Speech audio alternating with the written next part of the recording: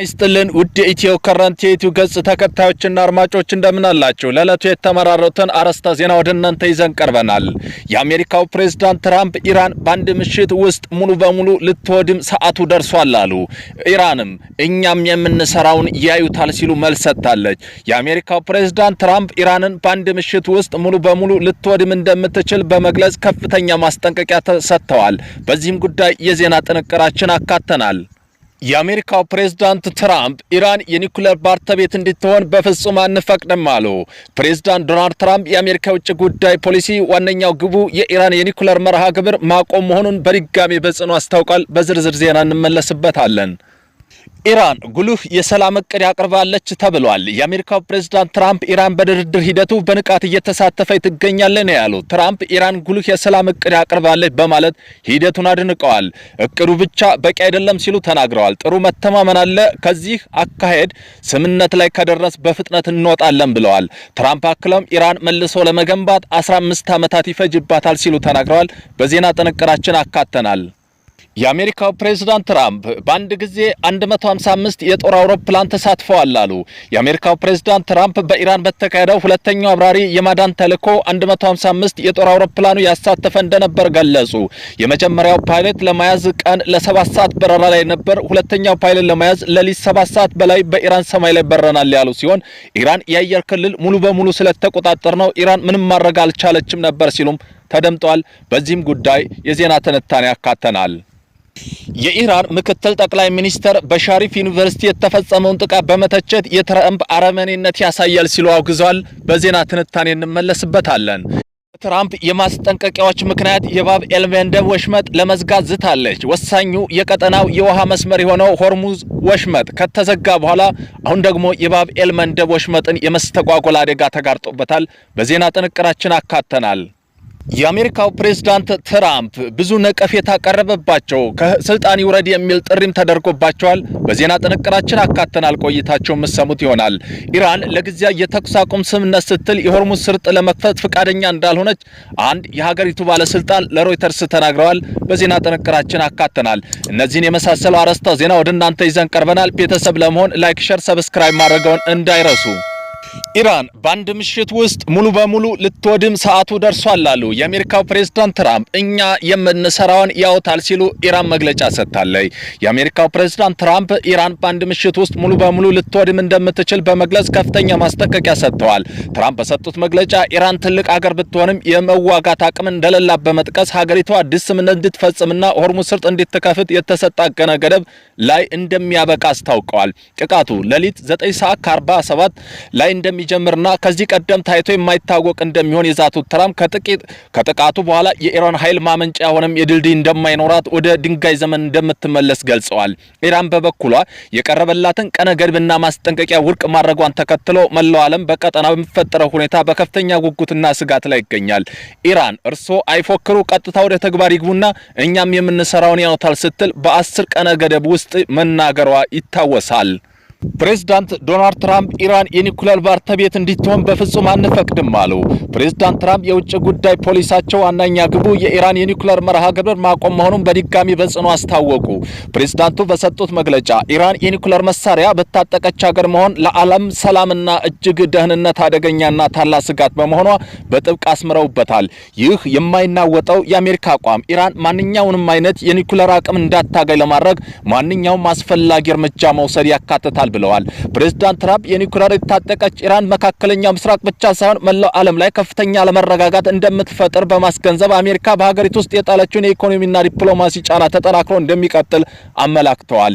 የዚህ ሁሉ ጥረት ዋነኛ ግቡ ኢራን የኒኩሌር ምርቶቿ እንድታቆም ወደ ድርድር ጠረጴዛ እንድትመጣ ማስገደድ መሆኑ ተገልጿል። የዓለም ትልቁ የሽብር ድጋፍ ሰጪ የሆነችው ሀገር ዓለምን አስከፊ ጦር መሳሪያ እንድትታጠቅ በፍጹም አንፈቅድም፣ ይህ ለልጆችና ለቀጠናው ትውልድ የምንተወው የሰላም ዋስትና ነው ሲሉ ፕሬዝዳንት ትራምፕ ገልጸዋል። ይህ የፕሬዝዳንት መግለጫ በዓለም አቀፍ መድረክ ከፍተኛ መነጋገሪያ የሆነ ሲሆን በተለይ መካከለኛው ምስራቅ ሀገር ዘንድ ትልቅ ትኩረትን ስቧል። የአሜሪካ ይህን ስትራቴጂክ ግቧን ለማሳካት ከወዳጅ ሀገሮች ጋር በቅርበትና በቁርጠኝነት መስራቷን እንደምትቀጥል ታውቀዋል።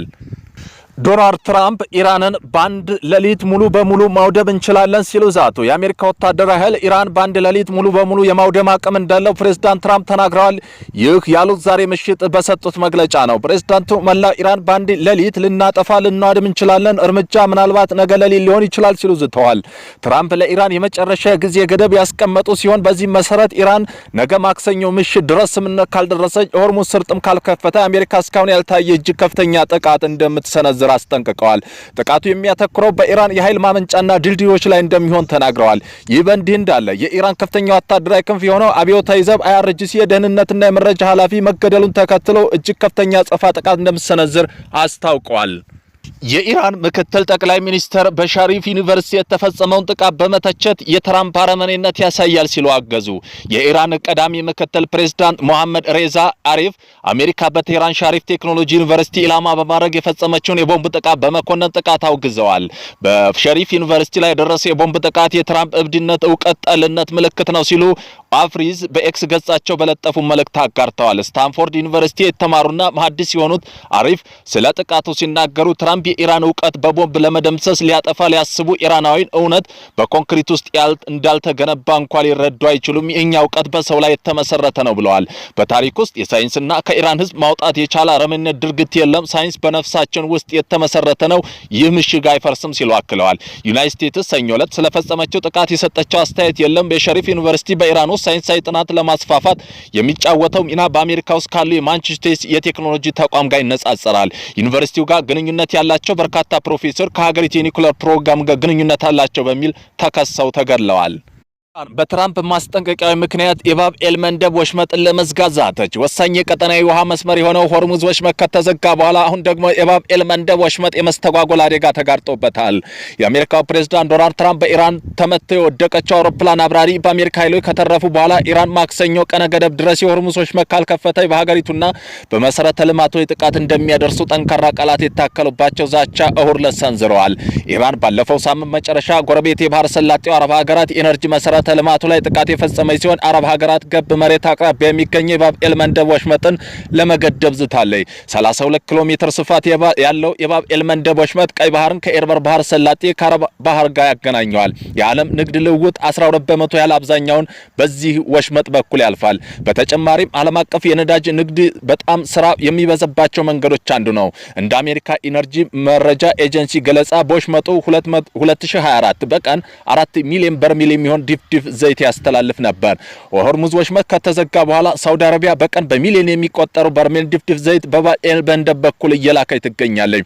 አንድ ከፍተኛ ኢራን ባለስልጣን በኤክስ ማህበራዊ ገጽ ባሰፈሩት ጽሑፍ ዋይት ሃውስ የሞኝነት ስህተት ለመርገም ከደፈረ የዓለም ኢነርጂና የንግድ ፍሰት በአንድ እርምጃ ሊያስተጓጉለው እንደሚችል በቅርብ ይገነዘባሉ ብለዋል። ሁቲ በቀይ ባህር ላይ የሚጓዙ መርከቦች ላይ ጥቃት መሰንዘር ሊጀምሩ ይችላል የሚል ስጋት እየጨመረ መጥቷል።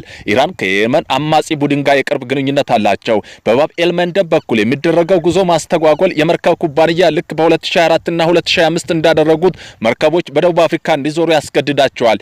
ይህ ወጪ በከፍተኛ ሁኔታ ይጨምራል።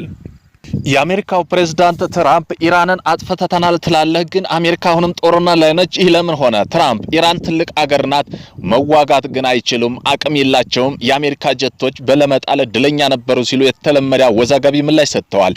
ኢራናውያን ቦምብ ይወዳሉ ሲሉ ተጠምደዋል።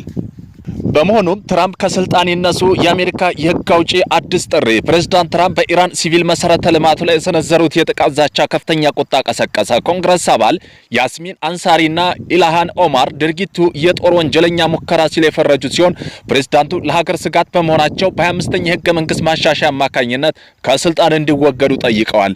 የሪፐብሊካንና ዲሞክራቲክ ፓርቲ አባላትም የፕሬዝዳንቱ ንግግር ለሀገሪቱ ጥቁር ጠባሳ መሆኑን ገልጸዋል። ኢራን ለጊዜያዊ ተኩስ አቁም ስትል ሆርሙዝ ወሽመጥን ለመክፈት ፈቃደኛ እንዳልሆነች አንድ የሀገሪቱ ባለስልጣን አስታወቁ። ኢራን አሜሪካ ዘላቂ የሆነ ተኩስ አቁም ዝግጅት አይደለችም በሚል እምነት አላት። ለጊዜ ተኩስ አቁም ደግሞ የሆርሙዝ አትከፍትም አሉ።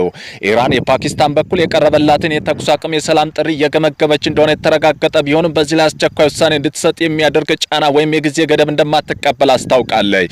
በፍጥነት ድርድሮች ተደርገው ጊዜያዊ ተኩስ አቁም ላይ እንዲደረግ ጥረት እየተደረገ ነው። በሌላ በኩል አሜሪካው ፕሬዝዳንት ትራምፕ የሆርሙዝ ሰርጥ እንዲከፈት ቀነ ገደብ ያስቀመጡ ሲሆን አለበለዚያ በኢራን የኃይል ማመንጫና ድልድዮች ላይ ጥቃት እንደምትሰነዝር ዝተዋል።